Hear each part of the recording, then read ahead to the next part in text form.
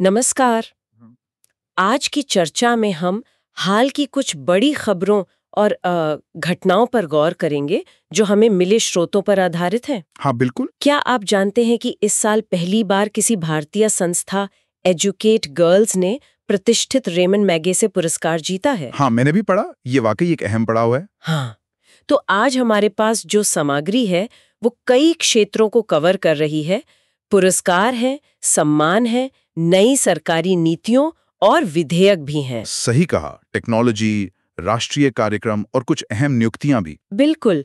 तो हमारा मकसद यही है कि इन बिखरी हुई जानकारियों से मुख्य बातें निकालें और उनके गहरे अर्थ को समझें। हाँ, मतलब एक समग्र तस्वीर बनाने की कोशिश करेंगे। तो चलिए पुरस्कारों से शुरू करते हैं। एजुकेट गर्ल्स और उनकी संस्थापक सफीना हुसैन को ये सम्मान मिलना, जिसे एशिया का नोबेल शांति पुरस्कार भी कहते हैं, हम्म।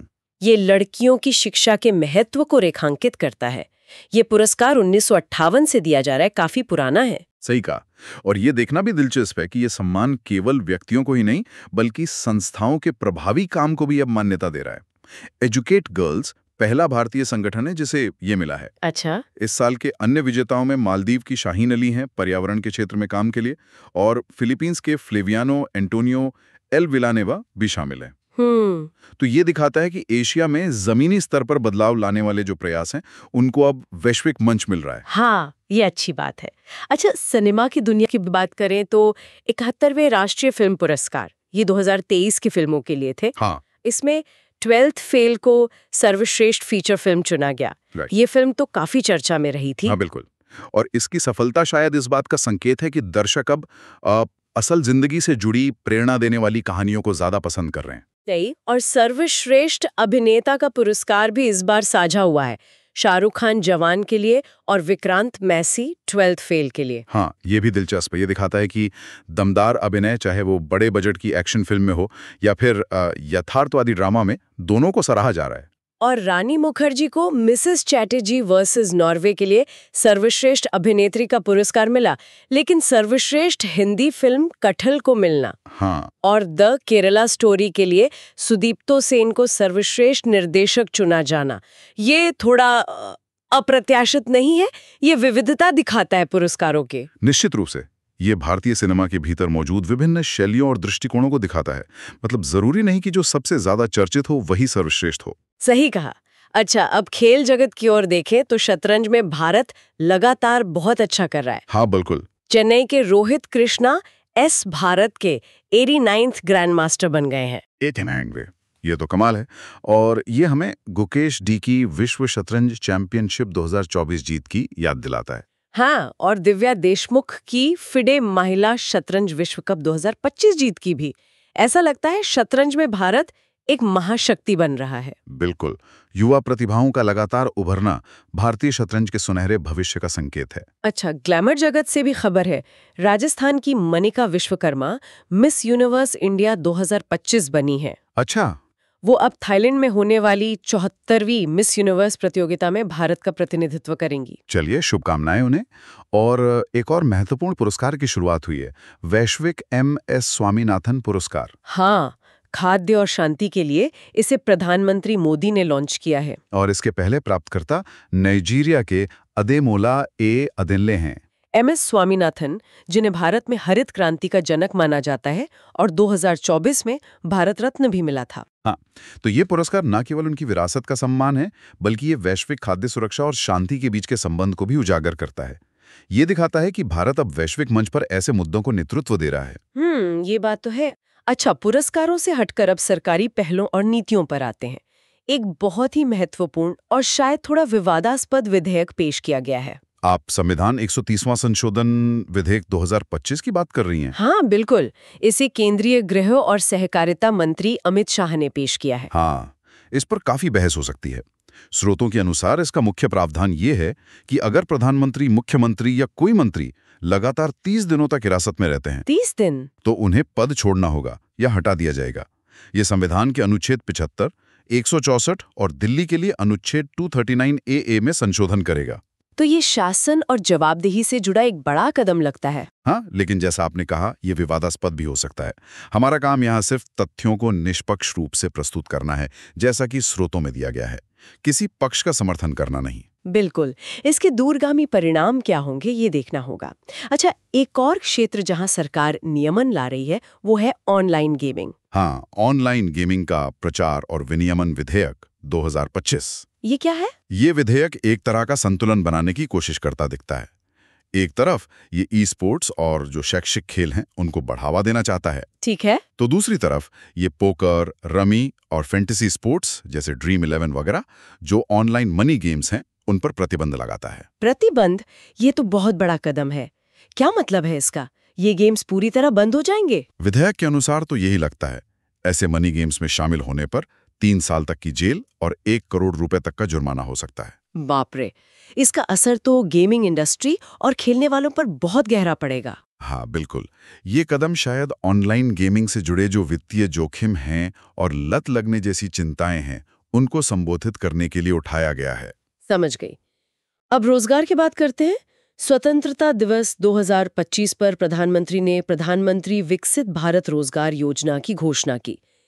1 लाख करोड़ का बजट। हाँ, बजट तो काफी महत्वाकांक्षी है। लक्ष्य 3.5 करोड़ नौकरियां पैदा करना है। 3.5 करोड़। योजना के तहत निजी क्षेत्र में पहली बार नौकरी करने वालों को 15,000 रुपए की सहायता देने का प्रावधान है। इसे श्रम और रोजगार मंत्रालय लागू करेगा। तो ये कैसे काम करेगी? मतलब पिछली योजनाओं से कितनी अलग होगी? देखिए, अभी डिटेल्स पूरी तरह सामने नहीं आई हैं, लेकिन फोकस शायद नई नौकरियों, खासकर निजी क्षेत्र की पहली नौकरियों पर है।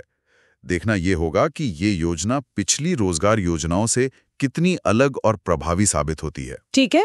अर्थव्यवस्था के एक और महत्वपूर्ण क्षेत्र सेमीकंडक्टर्स में भी सरकार बड़ा निवेश कर रही है। हाँ, भारत सेमीकंडक्टर मिशन के तहत 4 नई परियोजनाओं को मंजूरी मिली है। 4,600 करोड़ का निवेश। ये कहाँ लगेंगी परियोजनाएं? ये उड़ीसा, आंध्र प्रदेश और पंजाब में लगाई जाएंगी। ये भारत को वैश्विक सेमीकंडक्टर सप्लाई चेन में एक महत्वपूर्ण खिलाड़ी बनाने की दिशा में एक ठोस कदम है। मतलब आत्मनिर्भर भारत की तरफ एक और कदम। हाँ बिल्कुल, घरेलू चिप निर्माण क्षमता को बढ़ावा देना न केवल आत्मनिर्भर भारत के लक्ष्य के लिए जरूरी है, बल्कि ये रणनीतिक रूप से भी महत्वपूर्ण है, जैसा कि हमने हाल के वैश्विक चिप संकट में देखा था। सही बात है।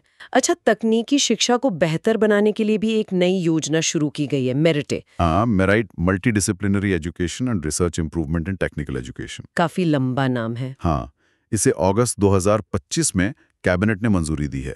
बजट है 4,200 करोड़ रुपए। और इसका उद्देश्य? इसका उद्देश्य है तकनीकी शिक्षा की गुणवत्ता, उसमें समानता लाना और प्रशासन में सुधार करना।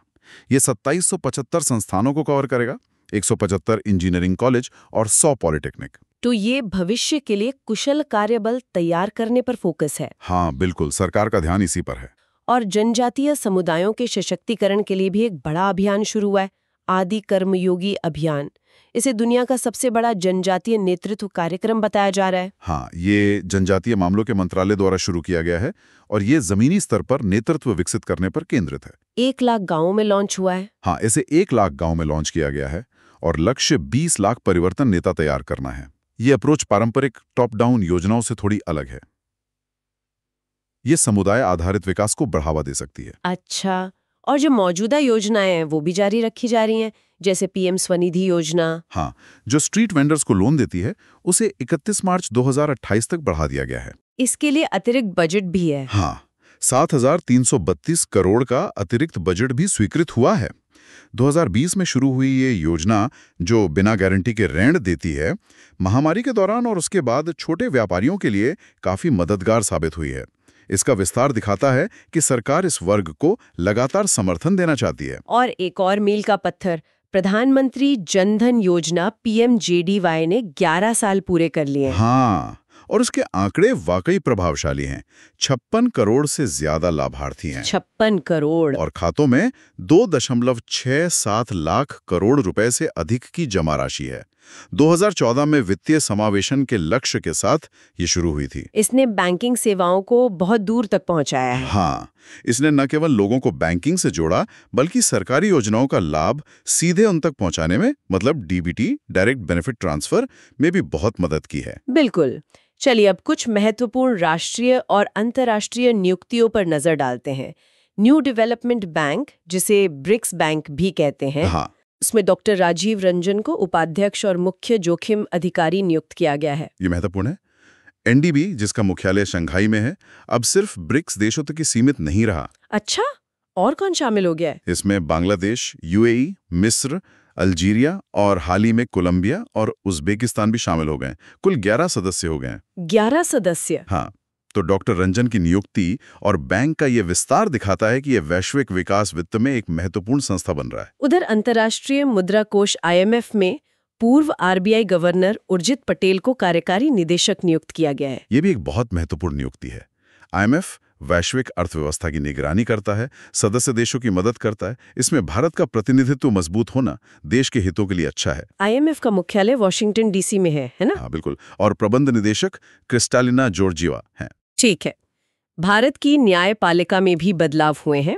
आलोक आराधे और विपुल मनु भाई ने सर्वोच्च न्यायालय के न्यायाधीश के रूप में शपथ ली है। हाँ, इसके साथ ही सर्वोच्च न्यायालय में मुख्य न्यायाधीश BR गवई सहित न्यायाधीशों की कुल संख्या 34 हो गई है, जो कि स्वीकृत क्षमता है। और इनकी नियुक्ति राष्ट्रपति द्वारा होती है अनुच्छेद 124 के तहत। सही कहा। और अंतरिक्ष क्षेत्र में डॉक्टर A राजा राजन विक्रम साराभाई अंतरिक्ष केंद्र VSSC के नए निदेशक बने हैं। ये VSSC कहाँ है और इसका क्या महत्व है? VSSC केरल के तिरुवनंतपुरम में स्थित है।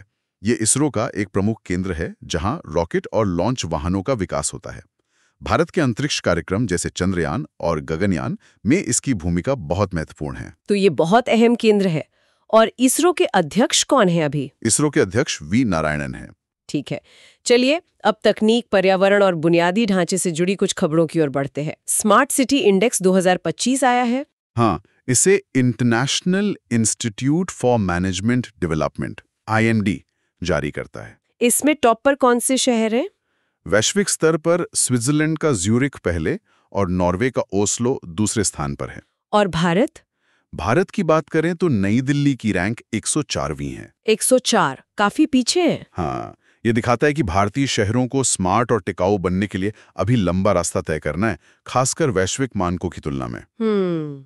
अच्छा, पानी के बंटवारे को लेकर अक्सर राज्यों में विवाद रहता है, लेकिन हरियाणा और राजस्थान ने यमुना जल पाइपलाइन परियोजना के लिए समझौता किया है। हाँ, ये एक सकारात्मक खबर है। इस समझौते के तहत हरियाणा के हथनी कुंड बैराज से राजस्थान के चुरू, सीकर और झुंझुनू जिलों को सालाना 577 मिलियन क्यूबिक मीटर MCM पानी मिलेगा। तो ये अंतर्राज्यीय सहयोग का एक अच्छा उदाहरण है। हाँ, बिल्कुल। खासकर पानी की कमी वाले क्षेत्रों के लिए बहुत महत्वपूर्ण है। इसरो सिर्फ अंतरिक्ष में ही नहीं, पृथ्वी पर भी दिलचस्प मिशन कर रहा है। लद्दाख की त्सोकार घाटी में होप मिशन पूरा हुआ।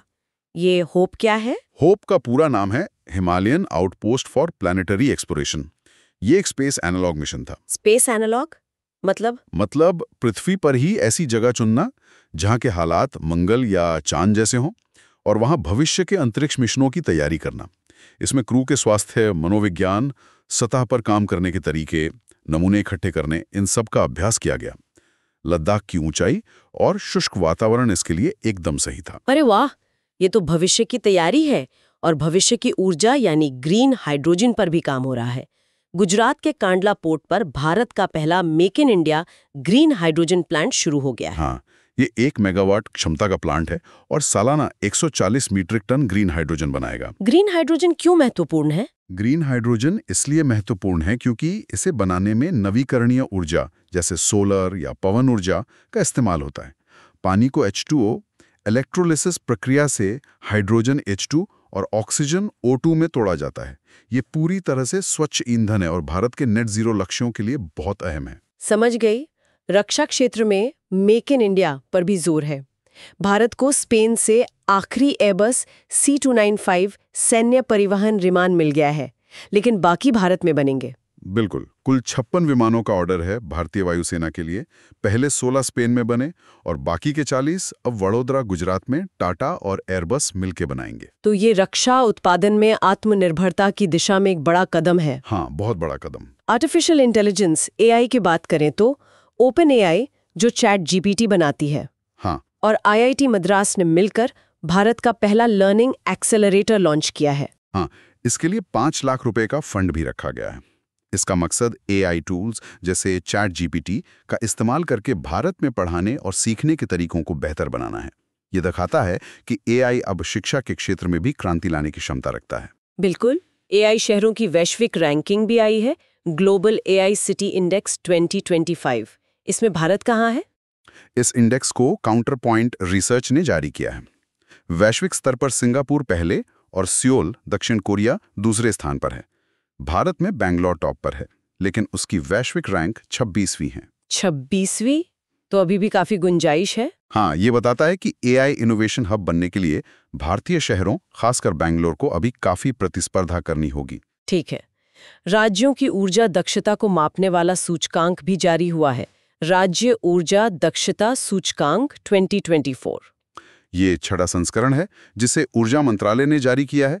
तैयार किया है ऊर्जा दक्षता ब्यूरो बीई ने। इसका उद्देश्य क्या है? इसका उद्देश्य राज्यों के बीच ऊर्जा बचाने के प्रयासों की तुलना करना और उन्हें प्रोत्साहित करना है। जी। इस बार की समग्र रैंकिंग में महाराष्ट्र पहले, आंध्र प्रदेश दूसरे और असम तीसरे स्थान पर रहा। अच्छा, और महिलाओं की सुरक्षा के लिहाज से कौन से शहर बेहतर हैं? राष्ट्रीय महिला आयोग ने नारी 2025 सूचकांक जारी किया है। नारी यानी राष्ट्रीय वार्षिक रिपोर्ट और सूचकांक। इसके अनुसार महिलाओं के लिए सबसे सुरक्षित शहर कोहिमा नागालैंड है, उसके बाद विशाखापट्टनम आंध्र प्रदेश। और सबसे कम सुरक्षित? सबसे कम सुरक्षित शहरों में रांची और श्रीनगर का उल्लेख है।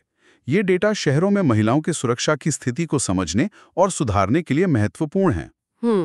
ये जरूरी आंकड़े हैं। अब कुछ राष्ट्रीय कार्यक्रमों और एक किताब की बात करते हैं। 23 अगस्त को अब हर साल राष्ट्रीय अंतरिक्ष दिवस मनाया जाएगा। क्यों? क्योंकि 23 अगस्त 2023 को ही हमारा चंद्रयान 3 चंद्रमा के दक्षिणी ध्रुव पर सफलतापूर्वक उतरा था। हाँ, वो ऐतिहासिक पल था। बिल्कुल। भारत ऐसा करने वाला अमेरिका, रूस और चीन के बाद चौथा देश बना और दक्षिणी ध्रुव पर उतरने वाला पहला। उस लैंडिंग साइट का नाम शिव शक्ति रखा गया है। और इस साल 2025 की थीम है आर्यभट्ट से गगनयान, प्राचीन ज्ञान से अनंत संभावनाएं। यह दिन भारत की अंतरिक्ष उपलब्धियों का जश्न मनाने का दिन है। और 15 अगस्त 2025 को भारत ने अपना 79वां स्वतंत्रता दिवस नया भारत थीम के साथ मनाया। प्रधानमंत्री मोदी ने 12वीं बार लाल किले पर ध्वजारोहण किया। हाँ, लेकिन इस बार का भाषण कुछ खास था। सुना है बहुत लंबा था।